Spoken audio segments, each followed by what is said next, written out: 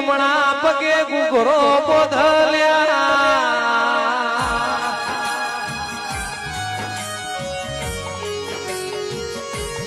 એક દાડો થાયડો જમો કેળાની ખમલારી જહુ બુઆજી મેળું ખમીના મરેલો પુત્રો અને સજીવન કર્યો લ્યા